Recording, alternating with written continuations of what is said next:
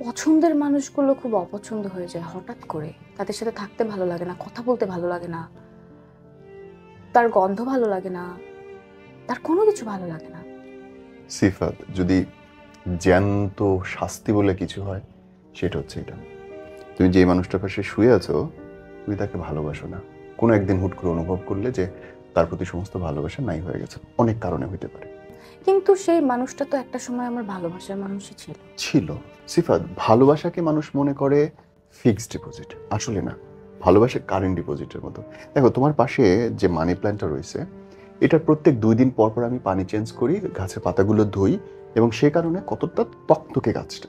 ওকে যদি আমি পানি না দিই, আমি যেদিন কিনছি কেনার পর রেখে দিলাম, যেদিন আমি বউটাকে তুলে নিয়ে আসলাম ঘরের মধ্যে, কাবিন কইরা রেজিস্ট্রেশন করে তুললাম, হেভি ধুমধামসে বিয়ে হইলো, তারপর দিন থেকে তার জন্য আমার আর কোনো আয়োজন নাই। তারপর থেকে তার জন্য কোনো সারপ্রাইজ নাই, তার জন্য কোনো